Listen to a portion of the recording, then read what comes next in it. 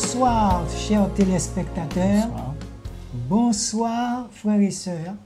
Eh bien, on se retrouve aujourd'hui. Alors, que du bonheur.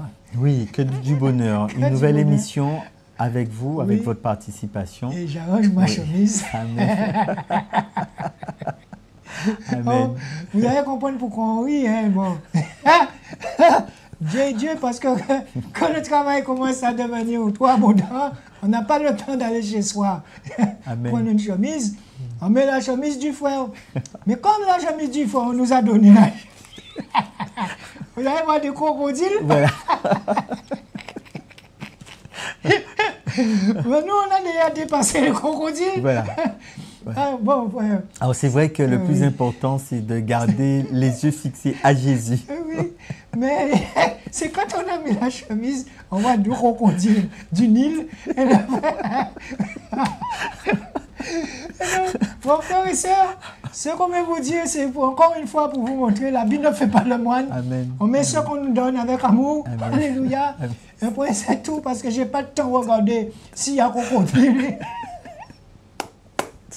Je n'ai pas eu le temps d'aller chez moi parce qu'il fallait faire 2 ou 3 communes. Et puis voilà. Donc, le Seigneur est bon parce que tu parles, mais quand il te met à l'épreuve, moi qui n'aimais pas mettre le linge des gens sur moi, et bien voilà, et bien ce que je vous dis depuis des années, je n'ai pas de problème avec ça. C'est toujours un amour pour moi de recevoir de Jésus. Amen. Parce que cette chemise que j'ai sur moi, bien que c'est un peu trop... Tu as coincé Mais c'est le travail qu'on fait sur le terrain qui nous intéresse, mon frère. Hein? On nous donne une chemise, tu n'as pas à dire à la personne, il y a un crocodile. Sinon, nous sommes religieux, frère. Amen. Amen. Nous ne sommes pas religieux.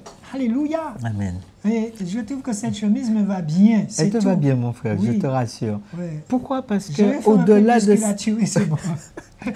au-delà de cette chemise, elle te va tellement bien parce que le Seigneur Jésus te parle de son Amen. vêtement blanc. Mon cœur Voilà, va bien amen. dedans. Je peux te dire que mon cœur va bien dedans. Et c'est ça que... Non, mais c'est incroyable que quand le Seigneur, quand la joie du Saint-Esprit est là, on a mis la chemise tellement rapidement sur nous, on est pressé parce qu'on a tellement de choses à faire pour le Seigneur. Amen. On va 2 crocodiles nous regarder. Mais au nom de Jésus, vous êtes démasqués. Il n'y a aucun problème avec ça. Amen. La Bible ne fait pas le mal. Le Seigneur a besoin de personnes pour aller dans la terre, pour aller labourer. Eh bien, nous, on est au travail. Voilà. Alors, mon frère, justement, quand on parle de religion, d'être religieux, c'est quoi?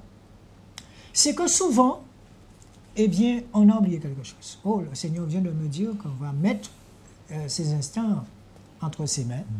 Bien que c'est vrai que la joie, c'est quelque chose, mais je vais te laisser le soin de nous mener d'abord en prière afin que le Seigneur prenne le contrôle de cette émission. Alléluia. Amen. Alléluia.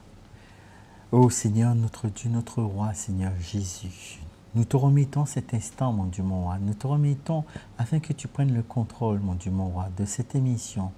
Nous te remettons vraiment entre tes mains afin que tu nous conduises dans ta parole, mon Dieu, mon roi. Que vraiment ton esprit, mon Dieu, mon roi, nous permette de partager, mon Dieu, mon roi, ta parole, Seigneur Jésus. Afin que tout un chacun qui est ici présent derrière l'écran, mon Dieu, mon roi, puisse vraiment être imprégné de toi, Jésus. Alors, Père éternel, mon Dieu, mon roi, nous glorifions ton Saint-Nom et nous remettons tout entre tes mains. Au nom de ton Fils Jésus, Père, nous t'avons prié. Amen. Amen. Alors, c'est vrai que je te disais qu'aujourd'hui, on va essayer de voir c'est quoi la religion, être religieux, mais n'empêche que le Seigneur nous demande aussi de rester vigilants par rapport à tout ça. Oui, nous ne sommes pas religieux, oui, la religion, mais n'empêche que l'Esprit, il est là pour nous conduire, l'Esprit est là pour nous révéler toutes choses. C'est cet Esprit qui nous dit attention, attention. Et nous devons l'écouter, d'accord?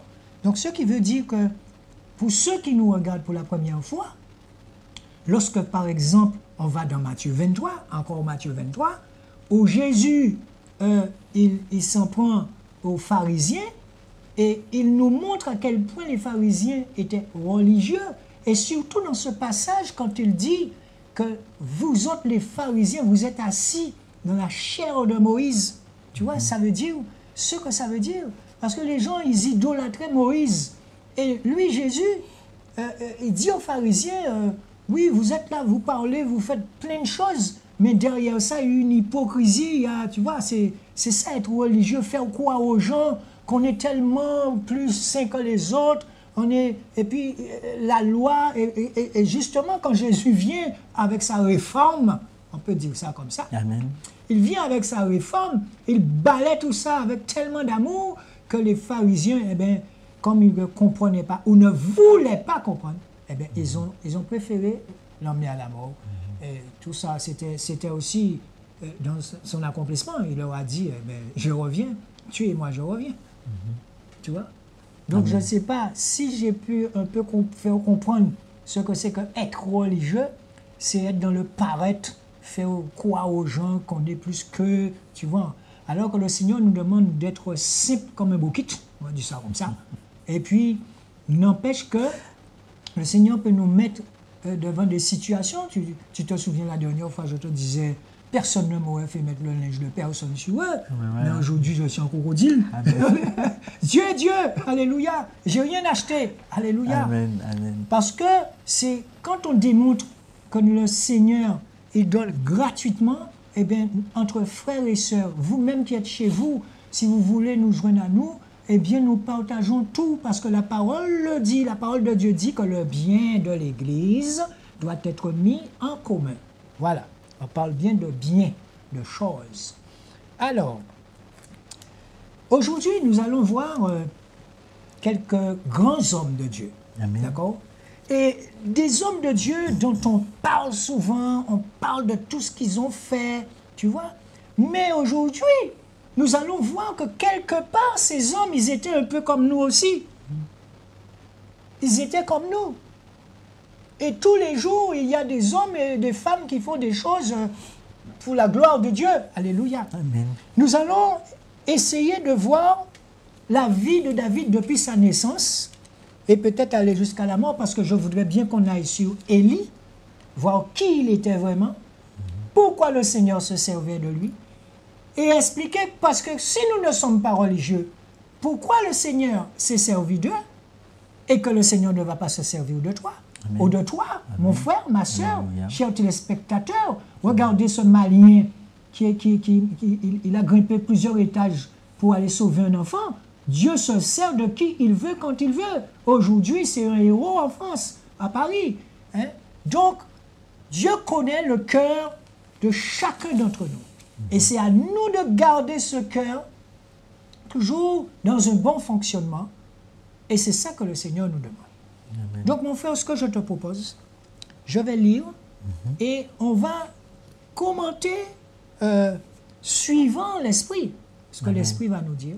Qui était cet homme? David. Donc, la parole dit, pour parler de la vie de David, hein, David, le plus grand roi d'Israël. 1. Sa place dans l'histoire. Donc, la place de David dans l'histoire de la Bible, dans l'histoire de Dieu.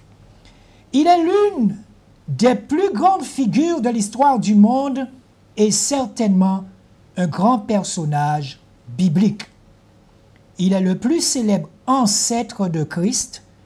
Jésus n'est pas appelé le fils d'Abraham ou le fils de Jacob, mais le fils de David. Que penses-tu de ça? Tu veux que je reprends? Sa place dans l'histoire, la place de David.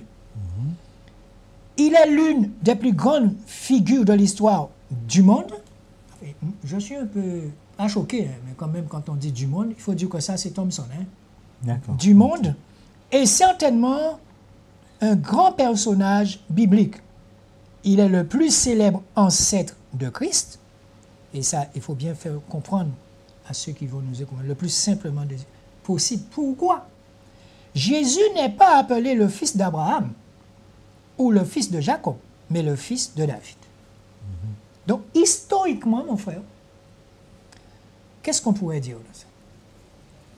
Historiquement, on voit que David reste un point essentiel de l'histoire notamment des Hébreux. par rapport, parce que quand on regarde dans les Écritures de la parole, effectivement, tout est rapporté au niveau de David. Les contextes, beaucoup de contextes sont pris par rapport à... Il y a auparavant des contextes qui s'étaient pris par rapport à Moïse, on voit. Et après, on prend, quand on poursuit dans la parole, on voit que c'est une référence au niveau de la parole.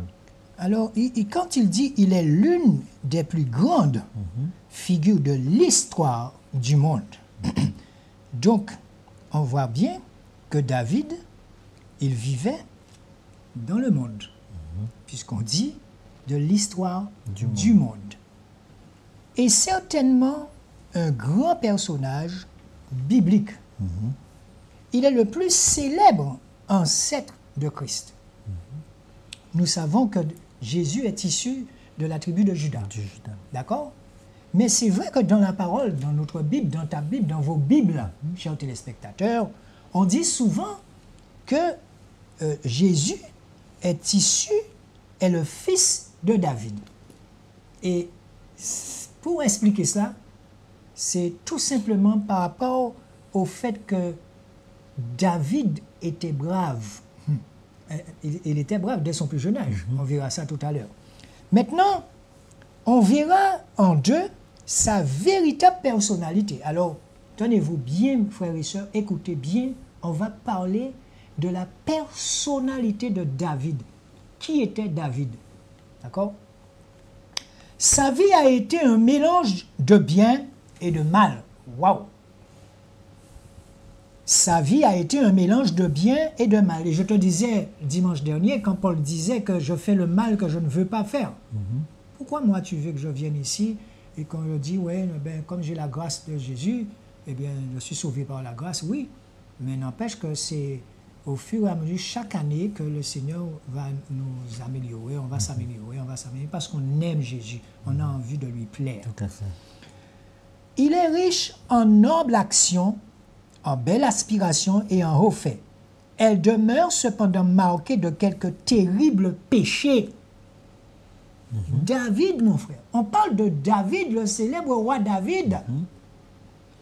Aucun personnage biblique n'illustre mieux les capacités morales de la nature humaine. Il est difficile de concevoir que l'homme qui a écrit le psaume 23 ait pu agir comme David l'a fait à l'encontre d'Uri. Nous savons que c'est lui qui a écrit le psaume 23, c'était un grand poète. L'Éternel est mon berger, je ne manquerai de rien. Et on sent qu'il y a de la sincérité quand il écrivait ces psaumes. Il convient cependant de tenir compte de l'état d'esprit de l'époque, le contexte à laquelle il vivait, et des tentations que présentait un pouvoir quasi illimité. C'est-à-dire un pouvoir qui faisait ce qu'il voulait. Pendant les premières années de sa vie, il est considéré par la Bible comme étant un homme selon le cœur de Dieu. Chaud. Ça te parle, mon frère? Amen. Amen. On a beau dire tout ce qu'on veut, le diable a beau dire tout ce qu'il veut sur toi, mais tu sais que Jésus connaît ton cœur à toi. Amen. 1 Samuel 13, 14. Alors, que dit 1 Samuel 13, 14? Pendant les premières années de sa vie, il est considéré par la Bible comme étant un homme selon le cœur de Dieu. On va voir ce que dit 1 Samuel 13, 14. Alors, 1 Samuel 13, 14. Et maintenant, ta royauté ne subsistera pas. Yahweh s'est choisi un homme selon son cœur, et Yahweh l'a destiné à être le chef de son peuple, parce que tu n'as pas respecté le commandement de Yahweh. Ok. Amen. Donc, cela n'était vrai que lorsqu'il suivait les commandements de Dieu. Amen. Il faut bien que lorsqu'on lit comme ça, qu'on puisse écouter, frères et sœurs, avec votre cœur. Écoutez avec votre cœur ce que l'Esprit vous dit. Cela n'était vrai que lorsqu'il suivait les commandements de Dieu. Cela n'était vrai. Donc ça veut dire que 24 heures sur 24, il n'était pas dedans tout le temps. on nous a bien nous faire comprendre quand on était au catéchisme. Ensuite, on peut ajouter en sa faveur qu'il ne s'est jamais livré à l'idolâtrie et qu'il est toujours demeuré fidèle à l'Éternel dans son témoignage et son adoration. Amen. Je vais reprendre. On peut ajouter en sa faveur qu'il ne s'est jamais livré à l'idolâtrie et qu'il est toujours demeuré fidèle à l'Éternel dans son témoignage et son adoration. Le fait que la majeure partie de sa vie ait été spirituelle et non religieuse, sinon toujours très conséquente, et qu'il ait fait preuve de génie, explique qu'il occupe une place si importante dans l'Écriture. Donc ceci, c'est sur sa véritable personnalité. Donc quand on lit ça, mon frère, qu'est-ce que tu penses? Eh bien, on voit que vraiment, même s'il faisait partie du monde, comme on l'a dit, pourquoi effectivement qu'il a été vraiment un personnage important pour la parole, hein, puisque nous voyons qu'il a été dans les commandements de Dieu. Il est resté vraiment obéissant au Seigneur. Et Dieu connaissant son cœur, il ne peut être que vraiment l'homme selon le cœur de Dieu. Et aussi, quand on dit aucun personnage biblique n'illustre mieux les capacités morales de la nature humaine. Il est difficile de concevoir que l'homme qui a écrit le psaume 23, et on regarde la quantité de psaumes qu'il a écrit. Et on sent que c'est quelque chose qui a écrit vraiment le cœur, de tout son cœur. Et c'est peut-être des chansons, puisqu'il avait sa harpe quand il composait ses psaumes. Pendant les premières années de sa vie, il est considéré par la Bible comme étant un homme selon le cœur de Dieu. Pendant les premières années de sa vie. Et c'est pour cette raison qu'on dit toujours qu'il faut revenir au premier amour. D'accord? Cela n'était vrai que lorsqu'il suivait les commandements de Dieu. Donc, on voit que c'est un homme qui, quelquefois, il était dans le chaud, il était dans le froid, il était dans le chaud, il était dans le froid. On va voir sa caractéristique la plus notable a été la variété de ses talents. Dans sa jeunesse, il a manifesté des talents de guerrier. Dans sa jeunesse. Tout à fait. On parle ici de sa caractéristique la plus notable. 2. Il a été un grand musicien et sa réputation était telle qu'il a même joué devant le roi pour délivrer le roi. Je connais bien l'histoire. Lorsque le roi était attaqué par des esprits démoniaques. Le roi Saul. Ses talents de poète étaient immenses. Il a écrit plusieurs chefs-d'œuvre de la littérature spirituelle. Aucune œuvre poétique n'a été autant utilisée par l'Église à travers les siècles que les psaumes de David. Et une des gens aussi qui a dit, fais un psaume de David. Mais j'en ai dit ça là, vous comprenez. Ils font un psaume de David. C'est parce qu'ils ont dans le... Il faut faire attention à ce qui sort. Il fut un brillant général et conduisit avec succès ses campagnes militaires. On se souvient de Goliath. Tout à fait. Il était très jeune à l'époque. On le considère généralement comme le plus grand roi d'Israël. Il a fait preuve d'une sagesse inhabituelle dans l'administration de son gouvernement. Moi, quand je lis tout ça, mon frère, je me dis que nous sommes presque tous des David. S'il fallait réécrire la Bible, mais c'est tous les jours qu'on pourrait dire que tel comportement. Parce qu'à cette époque, tu sais très bien que l'autre, il avait énormément de pouvoir. Tout à fait. Jésus n'avait pas encore donné sa vie. Jésus n'avait pas encore versé son sang pour nous. Et à cette époque-là, je t'assure que les gens, eh bien, ils étaient vraiment attaqués. Et Satan faisait ce qu'il voulait sur ceux qui n'étaient pas vraiment affermis. Donc, on va voir... alors, quand on parle de ses talents de poète, étaient immenses. Sa jeunesse, il a manifesté des talents de guerrier quand il a attaqué... tu sais, il y a un lion qui est venu l'attaquer par rapport à ses brebis. hein, avec sa petite fronde là, tu vois. Ensuite, on a vu son combat avec Goliath, alors que tous les guerriers s'en allaient, partaient, ils avaient peur. Mais lui, il a dit à Goliath, mais viens, moi je suis sûr que c'est Dieu qui m'envoie. Voilà. Tout à fait. Et on se rappelle très bien pourquoi pourquoi son cœur a été touché pour affronter Goliath. Hein. Parce que pour lui, effectivement, cet homme manquait de respect à son Dieu. Ce Goliath s'adressait au peuple d'Israël, mais s'adressait d'une manière effronterée au peuple d'Israël et s'adressait avec ce mépris sur son Dieu. Et lui, il s'est dit, quel est cet homme? Eh bien, aujourd'hui, cet homme sera terrassé. Mais qui parle à travers un enfant de 14 ans? Il avait 14 ans, 16 ans, 15 ans. Mais comment un enfant peut-il parler comme ça devant un géant qui... C'est sa relation avec Dieu. Eh oui. C'est sa relation avec Dieu. Oui. Et comme tu l'as dit si bien, à cette époque, on voit bien que Jésus ne s'était pas encore révélé au monde. Donc Dieu ne s'était pas encore révélé au monde. Et on voit qu'effectivement, pourtant, David avait ce cœur selon Dieu. Parce qu'il avait cette relation. Il avait, malgré qu'il était encore avec ses caractéristiques aussi bien humaines que spirituelles, hein, parce qu'il aimait son Dieu, on voit qu'il restait attaché au commandement de Dieu. Et tu l'as dit, hein, tu l'as cité. Hein. Et je crois que c'est là où que tout un chacun devrait rechercher à obéir à la parole, à obéir au commandement du Seigneur. Et effectivement, je me remets chaque jour en cause. Quand la parole nous dit exhortez-vous, partagez et tout, mais aussi examine-toi. N'examine pas l'autre, mais examine-toi. C'est vrai qu'une journée a pu passer, tu as eu des relations professionnelles, tu as eu des relations de voisinage, tu as eu des relations, enfin des contacts, je dis relations, mais on s'est compris. Mais c'est vrai qu'il faut t'examiner pour voir l'échange qu'il y a pu y avoir. Si vraiment tu restais dans l'obéissance du Seigneur, si tu es resté comme le Seigneur aimerait que tu sois, comme Jésus l'a été en fait, en deux mots, puisque nous avons, nous, cette grâce d'avoir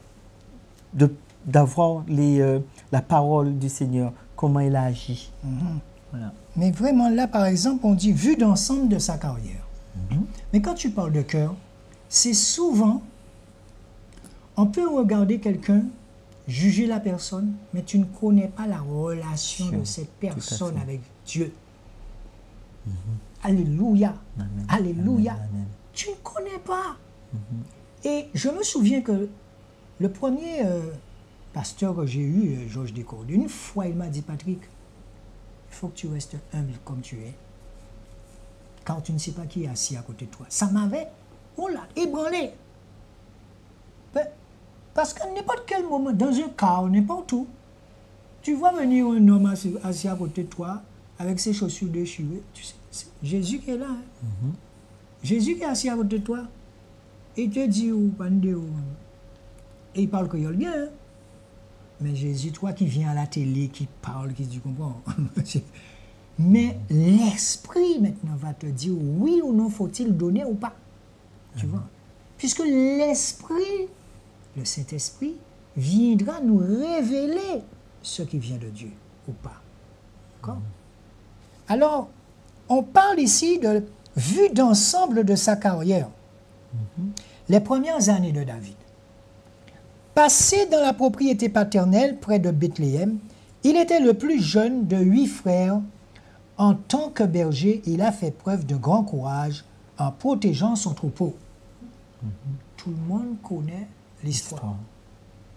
Et comme tu dis, encore une fois, on voit sur une histoire de cœur. Donc la peur n'est pas dedans. Il sait que son Dieu le protège. Amen. Mais quand il sait que son Dieu le protège, il ne le sait pas à demi. Il le sait à fond la caisse. Dieu me protège parce que je garde ses commandements, je médite ses commandements, toi aussi. Amen. Si tu médites la parole de Dieu tous les jours, même en faisant la vaisselle, même quand tu marches, tu vois, quand tu médites la parole de Dieu pendant 1 an, si tu as 1 an de conversion, 2 ans, 3 ans, 4 ans, Mais il y a beaucoup de gens qui méditent la parole et qui les appliquent. D'accord? Donc, c'était ça la vie de ces hommes. En tant que berger, il fait preuve de grand courage en protégeant son troupeau. Mais ce courage, on sent que c'est le courage de Dieu, que tu sois avec une petite pierre, avec un lance-pierre, un lion vient devant toi, tu l'abats. Mais il sait qu'en faisant ça, c'est Dieu qui va faire. C'est pour ça qu'il avait peur de rien. Dieu l'a choisi pour succéder au roi Saül. Et le prophète Samuel l'a discrètement oint. Je vais appuyer sur le mot discrètement. Discrètement, ça veut dire que personne ne savait qu'il a été oint. Donc tu ne sais pas qui est assis à côté de toi, mon frère. Tout à fait.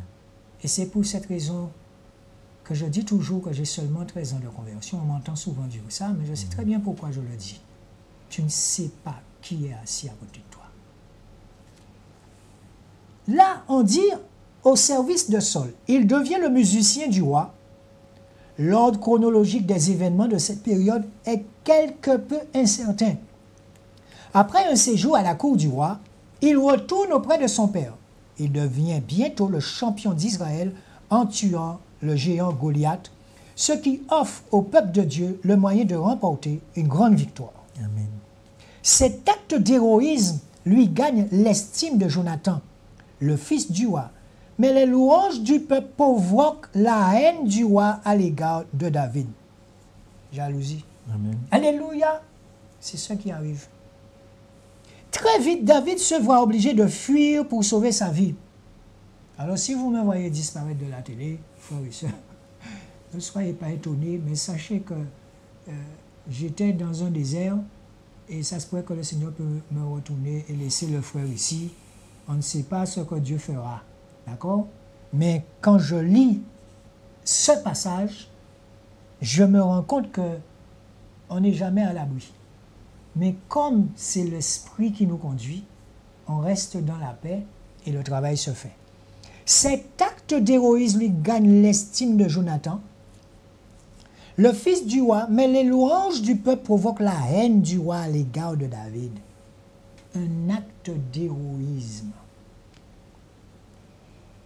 Tu sais que je rencontre des gens qui me disent, Monsieur d'Alexis, des gens qui sont à l'évangile depuis 30 ans, hein, mais on sent que ce sont des gens qui viennent à l'église, qui sont assis et qui sont là uniquement pour peut-être écouter la chorale. Et quand le culte est là, ils n'entendent rien, ils sont là. Quand les gens me parlent, je ressens ça. Je ressens une espèce de tristesse en eux. Ils vont, bon, mais...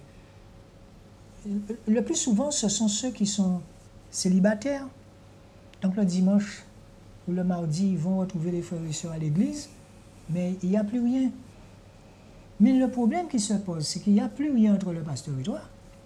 Mais Jésus, lui, tu dois lui donner toute ta place, toute sa place.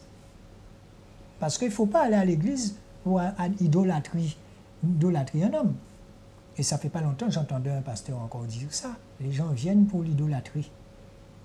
Non, quand tu vas à l'église, tu vas pour Jésus. Non, mais tu l'as dit, hein, mon frère. Hein. C'est vrai que Jésus est venu, il s'est révélé aux hommes. Donc Dieu incarné homme. Et c'est vrai qu'à l'époque de Moïse, eh bien, Moïse était le représentant de Dieu. Mais c'est fini cette époque, hein, parce que tu as parlé de oint. Nous sommes tous oints. Nous sommes tous des sacrificateurs, nous sommes tous effectivement devant le Seigneur avec notre appel tout un chacun. Donc nous n'avons plus à passer par un intermédiaire pour s'adresser à Jésus. Et c'est vrai que malheureusement, on ne nous instruit pas, on ne nous motive pas, je dirais, entre guillemets, quand tu vas aller dans une assemblée, donc dans une cathédrale, un bâtiment, puisque l'église c'est nous. Donc à ce moment, dans ces assemblées, on ne t'habitue pas à effectivement avoir cette liberté à t'adresser, parce qu'on va te prendre pour un fou. Parce qu'il faudra une organisation, il faudra effectivement qu'il y ait un seul qui fait l'intermédiaire entre toi et Dieu. Non, non, c'est fini. Jésus s'est révélé au monde. Donc si Jésus s'est révélé au monde, il s'est révélé à toi également. Donc tu t'adresses à Jésus. Et donc à ce moment, tu te rends tu te réunis avec des bien-aimés, effectivement, pour t'édifier, partager du Seigneur, rendre gloire au Seigneur. Mais tu ne rends pas gloire à un homme. Et effectivement, tu disais autre chose, que quand là, on voit que David, par rapport aux louanges du peuple qui lui était adressé, par rapport à ses victoires, rendait le roi jaloux. Et c'est ce qui se passe entre nous. On jalouse un petit peu les dons de tout un chacun. On ne reste pas effectivement dans cette humilité, parce que Dieu se sert de tout un chacun comme il veut. Il se sert de toi, bien-aimé. Toi, effectivement, tu n'as pas à regarder, tu n'as pas à te sentir diminué, parce que effectivement, Dieu se sert d'une manière, et on en a partagé une autre fois, il se sert de toi comme il veut. Parce que tu fais partie de ce corps, le corps de Christ, effectivement, gloire à Dieu. Oui, et pour revenir un peu à ce que tu disais, c'est-à-dire que tu es dans une assemblée, mais tu sens que peut-être un jour comme ça, on t'aurait demandé de dire quelque chose où, tu sais, l'autre, il ne veut pas que tu dises bien, tu as attaqué tout de suite, hein, tu ne dis pas la chose comme il faut. Qui m'aurait fait ouvrir ma bouche pour parler de la parole de Dieu comme je parle là? Non, c'est parce que, eh bien, le Seigneur m'a mis sur la route de TV de vie. Là, j'ai compris effectivement ce que ça veut dire vivre par la grâce. Amen. Et j'aime bien cette chanson qui dit c'est par grâce, Seigneur, c'est par grâce, c'est par grâce, Seigneur, c'est par grâce, c'est par grâce, Seigneur, ou sauvez-moi. C'est par grâce, Seigneur, c'est par grâce. Et la chanson dit aussi, à présent, moi qu'à chanter, Alléluia. À présent, moi ni la joie, Alléluia. À présent, moi qu'à chanter, Alléluia. C'est par grâce, Seigneur, c'est par grâce. Mais mon frère, Amen. quand on te parle de la grâce, et même cette chanson peut te faire comprendre ce qu'est la grâce. La grâce t'apprend à respecter l'autre. La grâce t'apprend à être respectable pour l'autre. C'est cette grâce qui fait qu'à un moment, tu diras à ton pasteur, écoute pasteur, le Seigneur me demande de me retirer chez moi. Et on verra par la suite, mais pour le moment, il me demande de me retirer. Et ça fait 10 ans que tu étais dans cette église bâtiment. Mais le Seigneur a voulu que cet homme soit sur ta route. Amen. Et je t'avoue, je te dis ça souvent, c'est maintenant que j'ai l'impression que je ressens ce que cet homme m'a appris. Alléluia! C'est quelqu'un avec qui j'allais à la pêche. Tu comprends?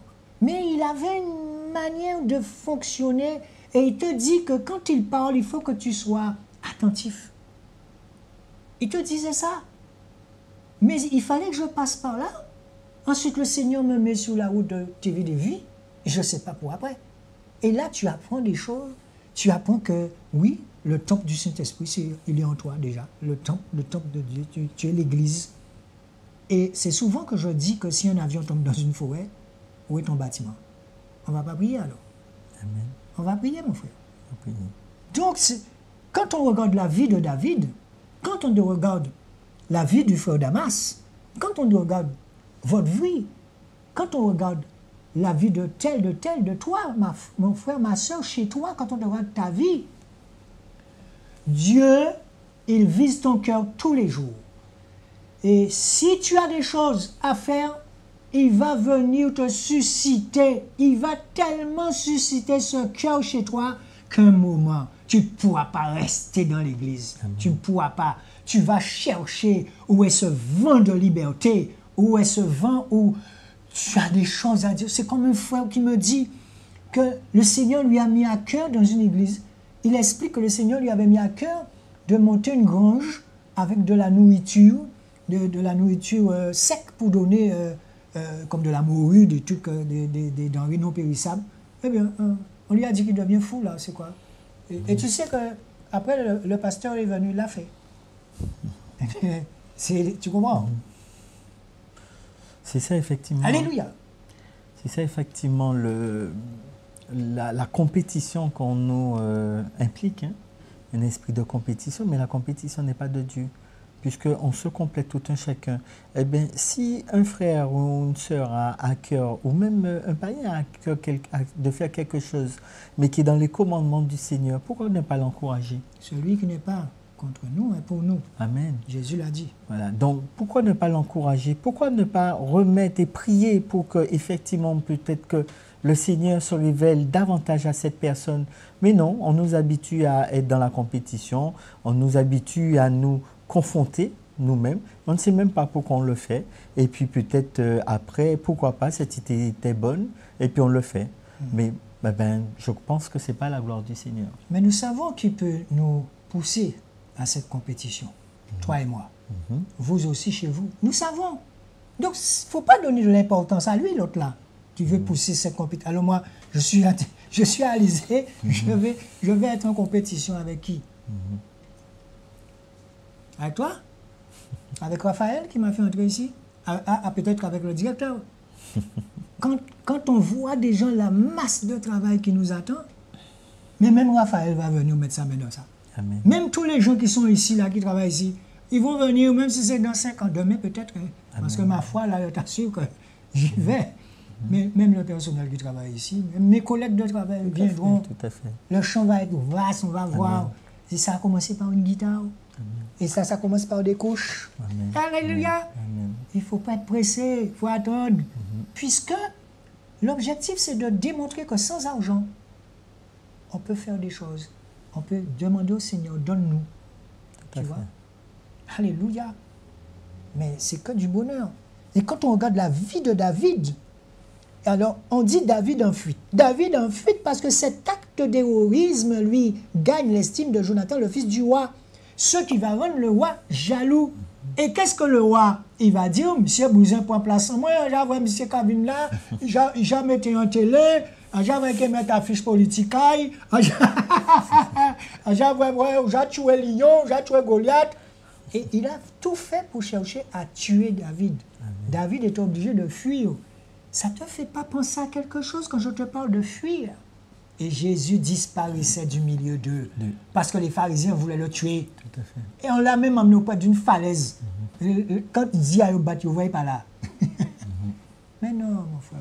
C'est pour ça que je dis que c'est une affaire de rester en paix. La discrétion. La discrétion reste en paix. La discrétion. On voit que, effectivement, à travers les foules, on avait discuté de ça. Hein. Effectivement, la parole nous montre qu'à chaque fois, Jésus, il intervient dans les foules, mais après, son heure n'était pas encore arrivée, donc il était discret. Il se retirait. Et quand on cherchait à, même auprès de la piscine, on a demandé à celui qui l'avait dit, lève-toi de Bethesda, la piscine de Bethesda, lève-toi car prends ton lit et va. On demande à cet homme qui t'a guéri. Quand il l'a cherché, il n'y est plus. Mais tu sais, quand j'ai cette façon d'être tellement bouillant, Amen. Dans les actes de Jésus, cette partie-là, mais c'est de la joie. Amen.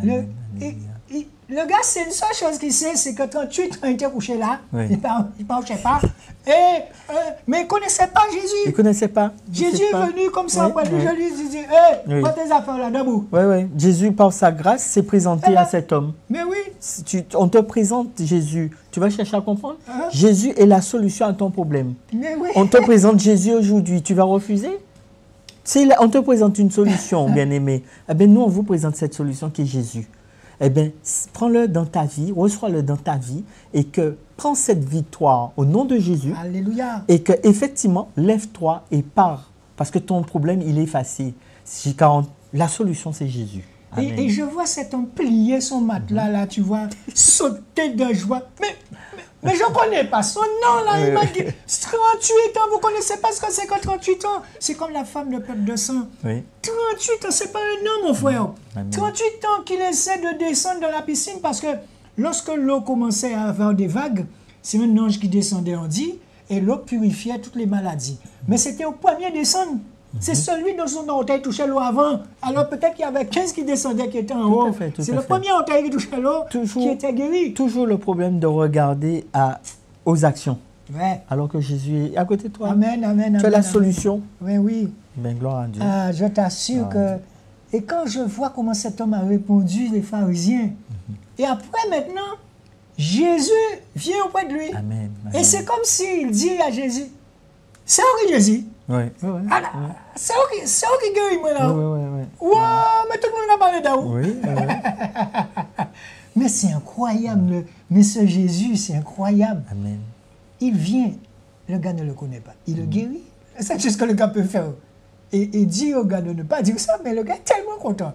C'est comme moi, quand Jésus me donne des paquets de couches à donner aux gens, tu as envie de dire le nom de la personne. Mais Jésus te dit non, mais tu ne dis pas le nom de la personne. C'est lui. Et c'est comme ça que lui maintenant, David, il va se mettre à fuir. Parce qu'il sait qu'il a quelque chose à faire. Son temps n'est pas encore venu. Son temps n'est pas encore venu. Et là, on parle de David sur le trône. Tu vois? David sur le trône, à la mort de Saul, la tribu de Juda, oint David comme roi. Là, on a vu de la première fois, on l'a oint discrètement. Mais là, on va le oindre publiquement. On le justifie. On le justifie. Amen. Amen. Le justifie. Parce qu'il a su fuir. Et c'est incroyable quand tu es justifié. La cuirasse de justice, c'est pour cette raison que on nous a donné cette armure, le casque du salut, le bouclier de la foi, la cuirasse de justice, la ceinture de vérité, les chaussures de zèle. Amen. Hein? Et l'épée qui représente la parole de Dieu. On est armé, mon frère. Donc, quand on t'attaque, tu mets ton bouclier et tu sors dans le combat. J'ai pris du temps à comprendre ça. Amen. Mais ce que je retiens avec ce que tu viens de dire, mon frère Patrick, c'est que, en fait, quand tu es loin de Jésus, reste dans la discrétion. Dieu agit, Jésus agit, Jésus travaille. Et quand Jésus te justifie en son temps, à ce moment, toute la gloire de Dieu est à travers toi. Parce que tu es cet instrument pour cette gloire. Eh bien voilà, demandons vraiment, Seigneur, que nous soyons des hommes selon son cœur, afin qu'il puisse agir, qu'il puisse nous permettre de continuer à agir selon vraiment sa sagesse et son intelligence. Amen. Et pour revenir à ce que tu dis, tu sais, quand le Seigneur te met à part, et je vois beaucoup de gens me dire, mais on l'a passé si mal. Mais longtemps, on n'a pas à voir. Mais pourquoi on n'a pas vu si tel télé, tel match? Tu comprends? Mais tu es au biberon. Tout à fait. Tu viens de télé parler de quoi? Tu n'es pas prêt. Mais je t'assure que la toute première télé que j'ai fait, radio que j'ai fait sur une bonne radio, on ne va pas dire le nom, mais je t'assure, j'ai prié, il y a des gens qui ont prié, mais le Saint-Esprit, Jésus a pris l'émission en main ce jour-là. Jésus a pris l'émission, mais j'avais peur. Mais la peur ne vient pas de Dieu. Si tu vas avec amour, la peur, mais il faut être prêt. Et souvent, tu entends « ne va pas ». Parce que l'ennemi, on nous apprend à le discerner, on le connaît. Amen. On le connaît. Donc, à partir du moment où on le connaît, on ne va pas là où il est. Tu ne vas pas là où il est fâché. Alléluia. Et quand tu ne vas pas là où il est, Jésus, à travers toi, lui fait du bien. Parce que l'ennemi, quand tu laisses une porte ouverte, il entre. Tu peux côtoyer quelqu'un, mon frère. Cette personne, son cœur est plus disposé que toi, mais il est plus attaqué que toi. Je ne sais pas si tu comprends ce que je te dis. Cette personne, son cœur est plus disposé que toi qui est à la télé là qui parle. Et le Seigneur te fait voir que cet homme a un cœur doux. Et quand tu as un cœur doux, tu sais que tu es appelé, on dit ça, à être un pasteur, un homme de Dieu. Quand tu as un cœur doux. Donc, le Seigneur va te faire toujours passer par des situations. Et pour te ramener maintenant qu'il t'a gommé, maintenant qu'il a bien... Et il continue à te récurer. Hein. Ça fait mal, mais c'est toi qui fait que ça te fait mal. Et nous tous, chez nous, nous sommes des David. Amen. C'est vrai que le pasteur des pasteurs, hein, c'est Jésus. Hein. Amen. Le pasteur. Donc c'est vrai que nous n'amenons pas une religion. Nous ne venons pas te parler d'une religion. Nous ne venons pas te parler de bâtiment, mais simplement que te dire que nous aimons notre Dieu qui est Jésus, qui se nomme Jésus. Parce que le seul et l'unique nom qui nous a été donné dans la parole, c'est Jésus. Qui est Jésus, qui est ce roi des rois, ce Seigneur des seigneurs. Et en fait, on sait que cette parole, elle va t'édifier, elle va te guérir. Et c'est ce que nous voulons te présenter à travers cette émission, Le Pourvoyeur, parce que c'est l'émission de Jésus. Donc voilà, c'est ce que nous avons à cœur de te présenter. Et que vraiment, sois béni, hein, sois béni dans cette exhortation que le frère Alexis... Donc tu poursuis, mon frère? Alors là, on dit, les victoires militaires, l'extension du royaume, son péché à l'égard d'Uri et Hittite, pour sa repentance, la révolte d'Absalom contre son père, les préparatifs de David pour la construction du temple. Et c'est là que Dieu lui dit, non, ta main a trop de sang, c'est ton fils qui fera le temple. Voilà encore les derniers jours de David. Il nomme son fils Salomon comme successeur, 1 roi 1, 11 à 39. Il lui donne des instructions solennelles. Sa mort. On explique comment il est mort. Salomon, maintenant, qui est Salomon?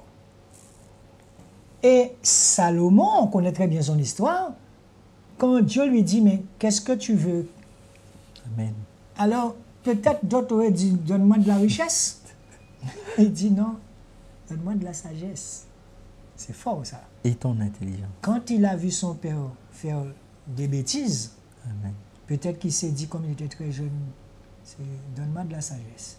Mais David était quelqu'un de sage et en même temps, tu vois, il était dans l'eau, dans le feu, tu vois. Mais c'est sa capacité à demander pardon à Dieu qui fait que chaque fois, Dieu lui disait, bon, c'est comme un petit enfant.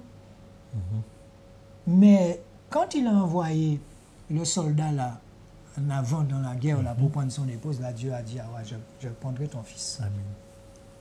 Et on voit Salomon, on n'aura pas le temps de rester sur Salomon, on verra ça peut-être une autre fois. Mais le titre dit Salomon, roi d'Israël, à la fois sage et insensé. Alléluia. Amen. Tout le monde parle de Salomon. Mais ce que tu ne sais pas en esprit, mon frère, toi qui es chez toi, tout le monde parle de toi dans le ciel. Tout le monde parle de toi, là maintenant, là. À partir du moment où tu t'occupes des affaires du Seigneur, tu veux être son serviteur. Les anges sont contents. Amen. Alléluia.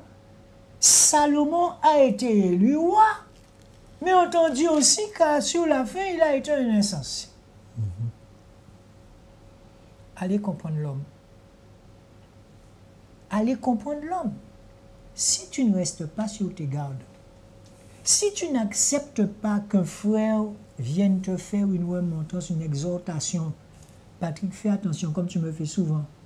Et comme je te dis aussi, tu vois, faut faire attention. Je vois, moi, tu vois ce que je vois pas et je vois ce que tu vois. Tu vois, c'est ça l'esprit.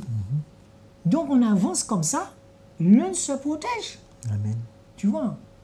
Mais si tu n'acceptes pas ça, tu vas tomber un moment, tu vas tomber. Si tu n'apprends pas à déléguer, alléluia. Amen. Amen. Tu n'apprends pas à déléguer.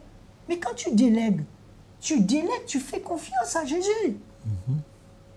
Et la personne va prier, Seigneur, fais ça pour moi. Et ouais, tu sais que je ne suis pas capable. Même ton esprit en moi, tu m'as dit que si je te demande, tu vas me donner. Alléluia. Amen. Amen. Et quand je prends, j'aime bien venir sur moi, je ne peux parler que de choses que je maîtrise. Mais courir devant télé. Parce que toi, dans ta tête, tu veux regarder les pasteurs prêcher. Hein? Tu es là, ouais, mais ce n'est pas ce que Jésus m'a demandé. Va et dénonce. Regarde. Et il te fait voir. Regarde ce qui se fait. Tu vois des personnes venir te rejoindre, te dire que telle chose se fait dans telle église. Et tu entends le Seigneur te dire maintenant, va. Alors tu t'es arrivé à 3 heures, me dire, Seigneur, mais pourquoi tu n'envoies pas à telle personne? Pourquoi c'est moi? Les gens vont rire de moi. Mais j'ai fui. Mais quand tu marches dans la rue, tu vois les gens te dire, mais ce qu'on ne pouvait pas dire, c'est ce qu'on entend dire. Quel courage. Mais ce n'est pas une affaire de courage. C'est une affaire que ben, j'aime Jésus. Je lui fais confiance à tous les niveaux. Alléluia. Amen. Alléluia. Jésus. Eh bien, mon frère, tu sais, on espère avoir fait comprendre aux gens ce qu'est être religieux. Regardez toujours, tu surveilles pour voir où la personne aura une défaillance pour l'accuser, comme on dit, l'accusateur. Ouais, regarde le frère Damas. Regarde le frère Damas. Ouais, toi, il a fait ça. Diable cabalé. Alléluia. Démon qui là. Tout ce que tu as à faire. Mais tu as dit quelque chose d'important, oui. Mon frère. Nous sommes en compétition avec personne. Non. Oui, nous sommes Alléluia, Amen. Non, enfin, c'est pas possible. Nous sommes en compétition avec personne. Que toute la gloire soit pour le Seigneur. Nous sommes en compétition avec aucune autre émission. Notre souhait, c'est de partager avec toi de la parole. Donc voilà, nous avons cette grâce. Tu parlais de grâce tout à l'heure, mon frère. Tu as eu cette grâce, cette opportunité avec Alizé TV de venir, de pouvoir partager avec vous. Donc gloire au Seigneur, mon frère. Que toute la gloire soit pour le Seigneur, vraiment. Mais ça, c'est... Ouais. Je n'ai jamais cherché à savoir si je faisais prédication et toi. Mon frère, des gens m'appellent. Oui, bonjour, excusez-moi, je voudrais parler au pasteur qui parle à la télé. Bon. Les gens m'appellent comme ça. Mais tu sais que je reçois. Je reçois. Mon seul monde qui peut ordonner, moi, c'est Jésus. Amen, amen. Mais quand la personne te dit ça, tu attends un bon moment. Je ne suis pas pasteur, je suis qu'un simple président de l'association. Amen, amen. Et tu essaies. Ah bon? Mais je pensais que vous étiez un pasteur. Parce qu'on m'a tellement dit que j'ai un appel de pasteur. Mais on peut prendre des bons coups de liens dans le doigt, on a besoin de pasteur. C'est pour ça qu'on a le pasteur qui a dépasteurisé. Alors, moi, j'avais resté de ce que le Seigneur m'a demandé de faire. De dénoncer un certain nombre de choses qui se font en cachette. On a déjà bien dénoncé. Mais l'ennemi, il est tenace. Je sais qu'il est tenace puisque nous sommes déjà dans toutes les églises. Nous sommes dans toutes les églises. Pourquoi? Parce que telle ou telle personne m'appelle et me dit, ouais, voilà, comment tu peux me dire qu'un pasteur demande aux gens de venir avec des œufs, un mouchoir rouge? En Guadeloupe, hein? Alors! En Guadeloupe. De venir avec des œufs, un mouchoir rouge, pour, tu comprends? Je dis, mais je comprends pas, c'est quoi? Mais des choses abominables que tu entends. Je dis, mais comment ça? Et vous acceptez ça? Ouais, mais le gars t'a dit qu'il est pasteur. Il faut voir comment il entre. Il entre dans l'église. Mais toi, maintenant, bon, le Seigneur te pousse. Va voir si ce qu'on dit, et tu te rends compte que quand tu vois la star arriver, maintenant tu entends, tu as vu. Et quand tu entends, tu as vu, il t'a déjà dit, va prendre ta voiture. Et quand tu pars maintenant, tu vois les gens te dire, vous partez déjà alors. Mais tu ne peux pas rester là, mon frère. Tu vois un petit jeune courir ou prendre le sac du gars, prêt à tomber, casser ça. Il y a une espèce de truc en rouge autour du machin. Quand il arrive, on retire ça pour qu'il vienne. On aurait dit vraiment c'est quelqu'un. Je ne dis pas que la personne ne s'est pas retirée pour se sanctifier. Donc il arrive, il ne faut pas que qui que ce soit le touche. Mais mis à part ça, ça encore je peux comprendre ça. Il s'est retiré et tout. Mais quand on vient t'annoncer des choses, des jeunes qui arrivent dans une église, une autre église, tu vois, et la personne te sort des choses, mais pas possible. Mon frère, tu sais, il y a Internet. Hein. Mais tu sais, mon frère, on vient de partager des choses abominables qui se font en Afrique, là. On vient de parler de la discrétion et de l'humilité. Eh bien, je crois que le Seigneur parle comme il veut à tout à chacun. Tout le monde est libre, tout le monde a la connaissance en quelque sorte. Hein. Donc si le Seigneur nous a conduits sous l'humilité et la discrétion, comme Jésus l'était, hein, pourquoi l'homme n'arrive pas à être discret, à s'humilier, à être vraiment au même niveau que tout un chacun? Eh bien, c'est un côté VIP, hein, tu me racontes ça, mais ça me donne plus une image de VIP. Mais oui. Alors, mais je t'assure que quand tu parles de... Tu sais, c'est ce que je te dis. Il y a un moment, tu dis, Seigneur, tu ouvres la porte, tu vois des choses devant toi, tu dis, et en plus tu es seul. Si on t'a un témoin encore, comprends? Tu dis, Seigneur, mais c'est pas possible. C'est quoi ça? C'est que tu as des endroits où tu vas, des églises, la personne arrive, eh bien, si je te dis des gens qui m'appellent, on a une seule ou deux personnes pour le moment qui fait de l'intercession sur 34 communes. La personne ne peut pas être partout. Mais si je t'assure qu'il y a des gens qui ne vont plus à l'église parce qu'ils sont, ils sont handicapés, et quand je vais parler à ces gens-là, je prie avec eux, mais moi je ne suis plus intercesseur. On ne peut pas être, moi pas besoin de ça quand il y a, un ça, je viens parler. Je parle. Mais il y a une chose, tu vois, la difficulté des gens qui m'appellent pour me dire qu'ils ont des maris de nuit qui viennent... Et il y a quelqu'un qui me dit qu'une église est en face d'elle, elle est handicapée, elle allait dans l'église. Je lui demande, mais comment? Personne ne vient te voir. Elle me dit, non, monsieur Daex.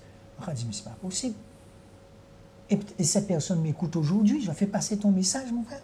L'église est en face de la maison de la personne. Et depuis que cette personne est dans cette chaise roulante, eh bien, bon, ben, tu sais, il faut savoir rester sage aussi. Hein? Tu comprends ce que je te dis? Il faut savoir rester sage. Discret. Mais pour moi, c'est pas croyable. Et je me suis rendu compte, c'est surtout quand tu prends de l'âge. Les 75 ans là qui n'ont plus de voiture, eh bien, on ne passe plus les chercher. Et puis, au fur et à mesure, voilà. Oui, il y a une distinction. Alléluia. On fait une distinction comme dans le monde. Effectivement, on ne reconnaît plus le corps du Seigneur. Hein. On fait des distinctions entre les actifs, ceux qui sont catégories socio-professionnelles. On a tendance à faire une part avec les jeunes. Mais pourquoi au niveau des assemblées, on ne regroupe pas tout un groupe de personnes? Et pas forcément. C'est vrai que les jeunes peuvent avoir à discuter de certaines choses, mais réunir un moment l'assemblée, que tout un chacun puisse vraiment se connaître. Parce que je pense que ça crée des divisions. Hein. Tu l'as dit, un clan VIP qu'on voit. Enfin, peut-être que mon cœur le voit, ton cœur le voit, le cœur de beaucoup de gens. Mais ça se voit. Ça se voit. Et nous, c'est ce que le Seigneur nous demande de dénoncer. Parce que, moi, et quand je te parle de choses cachées, le diable, il est très fort pour garder quelque chose de caché pendant des années. Alors que si une faiblesse, moi, je m'adresse à ces gens-là, ça peut m'arriver, mon frère, tu me regardes là, mais ça peut m'arriver demain, je ne sais pas. Mais si ça t'arrive, va voir ton pasteur. Ou bien dis-le à ton frère. Moi, si demain je fais une connerie de ce genre, je suis attaqué par l'autre. Mon frère, je viendrai te le dire tout de suite. Mais je ne vais pas laisser des années rester comme ça là. Tu comprends? Et tu viens prêcher. Et ça fait 5 ans que tu es en adultère dans une église. Il faut que dès la première fois où ça arrive, il faut que tu ailles le dire à la tête de l'église. Et même si on te met un moment dans le désert discrètement, mais pourquoi la personne ne va pas le dire? Parce que la personne sait qu'on va lui enlever le micro, il n'aura plus de micro, il va perdre sa place, son titre. La personne préfère ne rien dire. Mais en attendant, eh bien, la personne est tenue captive malgré cette personne. Et c'est pour ça que je répète encore une fois que nous devons aimer notre prochain. C'est pas parce que quelqu'un est en adultère dans une église pour faire qu'on s'y vraiment, ouais, je ne suis pas bon. Mais non, c'est pas ce que Jésus nous demande. Aimons le frère et aidons-le. Tu vois? Prions pour lui. Quand tu viens de me parler de ta susceptibilité, mais si tu en parles, mon frère, c'est parce que tu n'es plus susceptible. Amen. Ou bien tu as gommé dedans. J'ai gommé. Le Seigneur a gommé. Mais oui. Le Seigneur a gommé. Mais donc oui. Vraiment, c'est vraiment... Et tu n'as pas de problème avec ça, tu parles de ça. Non, pas du tout. C'est comme ça demain, si moi je te dis un truc, eh bien, je te vois susceptible, machin, ça, je te dis, mon frère, pardonne-moi. Mais ce sera un pardon sincère. Amen. Alléluia, amen, les choses sont simples. Mais si on ne va dire rien, eh bien, on va dire demain, quand on va gonfler comme ceci. Tu as attaqué là, tu as attaqué. Moi, je ne comprends pas, on travaille ensemble pour le Seigneur. Diable qui a donc. Alléluia. Il faut dénoncer ça. Alléluia. Amen. Amen. Rien à cacher, Jésus. C'est vrai que nous pensons à toutes ces personnes qui veulent faire l'effort de vraiment prendre leur victoire, de gagner, parce que Jésus a déjà tout accompli à la croix pour tout un chacun. Et c'est vrai que nous invitons tout un chacun à aller devant leur Seigneur et Maître, pas aller devant l'homme, afin de vraiment connaître les commandements du Seigneur, d'être dans l'obéissance du Seigneur. Et c'est vrai que là, vraiment, tu gagneras la victoire qu'il a déjà crachée dans les... C'est exactement comme David. David, il a perdu, même la seule brebis qu'il a perdue sous la quantité qu'il avait, eh bien, il a été arraché cette brebis dans la gueule du lion. Eh bien, Jésus a déjà tout accompli pour toi, frère et soeur. Mais arrache ta victoire. Arrache ta victoire comme David va arracher cette brebis dans la gueule du lion, afin que vraiment tu montes à l'ennemi, que tu n'as pas peur de lui, car c'est un ennemi menteur et que il n'a pas ta vie entre ses mains. Il te fait croire qu'il a ta vie entre ses mains. Mais si tu la le lui donnes, parce que ta vie c'est Jésus qui est ton maître et Seigneur. Voilà. Eh bien, nous arrivons à la fin de l'émission. Amen. Donc, pour ceux qui prennent l'émission maintenant, nous leur disons, c'est pas de notre faute, les crocodiles. Hein? On nous habille. Ça se voit bien que, bon, moi je mets ce que Jésus me donne. Heureusement que j'ai grossi. Hein, mon frère? Mais te va bien, mais comme oui, je te dis, oui. Oui, mais c'est ce que je disais, que personne ne m'aurait fait mettre le linge de quelqu'un sur moi. Amen. Mais quand tu commences à être un laboueur pour le Seigneur, tu n'as pas le temps d'aller chez toi t'habiller, et que le frère vient avec 2 chemises, tu prends un. Amen. Et tu t'habilles en frère Damas. et ton cœur est tout joyeux là. Le plus important, c'est de parler de ton Jésus chéri de doigt à doigt. Et voilà. En fait, et, nous sommes de même esprit. Amen, amen, Voilà. amen, amen. Amen. Alors Alléluia. mon frère, je vais te laisser le soin de repartir avec les paroles de Dieu. Ben, merci à vous de nous avoir accueillis. Je ne cesserai pas de vous remercier parce que ce n'est pas chose évidente. Mais Père, nous te remettons, mon Dieu, mon roi, Seigneur Jésus, ce partage que nous avons accompli, mon Dieu, mon roi, en ta présence, Père éternel. Nous te disons merci, mon Dieu, mon roi. Et que vraiment, que tout un chacun, mon Dieu, mon roi, garde sa victoire, mon Dieu, mon roi, comme David a su la faire, mon Dieu, mon roi, a su gagner des guerres, mon Dieu, mon roi. Alors, Père éternel, nous te remettons tout un chacun, mon Dieu, mon roi. Nous nous remettons également, mon Dieu, mon roi, afin que vraiment nous soyons conduits par ta présence, par ta grâce, Père éternel. Alors que vraiment, nous remettons, mon Dieu, mon roi, ces téléspectateurs qui ont besoin de toi, Jésus, et qui puissent vraiment ouvrir la porte de leur cœur, mon Dieu, mon roi, et que toute la gloire soit pour toi, Père. En ton nom puissant, Père, nous t'avons prié au nom de ton Fils Jésus. Amen. Amen. Alléluia. Eh bien, à dimanche prochain. Nous rappelons encore notre téléphone, le 06 90 59 86 11. Et nous avons encore des couches pour les bébés. Oui. Donc nous rappelons, c'est pour les jeunes qui sont mamans, entre 15, 16, 17, 18 ans, qui sont mères de famille. Et c'est on en a encore que c'est des 2 kilos. 3 kilos, 3 kilos à 12 kilos. 12 kilos, il y a 4 kilos aussi. Voilà, c'est de 3, donc Voilà. c'est par 3 tranches, mais c'est de 3 kilos jusqu'à 12 kilos. Et nous avons aussi des douches. Des gels douche, et aussi des lingettes. des lingettes. Voilà. Donc pour les vêtements, on va emmener ça dans le dimanche, puisque bon, ça commence vraiment à grossir, À prendre de l'ampleur. à prendre de l'ampleur. Donc si vous avez à cœur de nous aider pour un local, eh bien, comme l'association c'est aux abîmes, eh bien, si vous avez un petit garage, je ne sais pas moi, puisque notre objectif c'est d'avoir tout gratuitement. Hein? Vous avez mon linge, c'est gratuit. À dimanche prochain.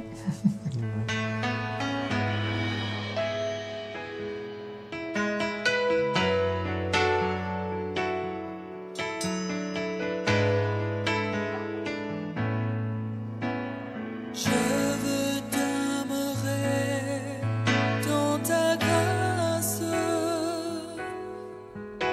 Je n'ai rien à donner, ni rien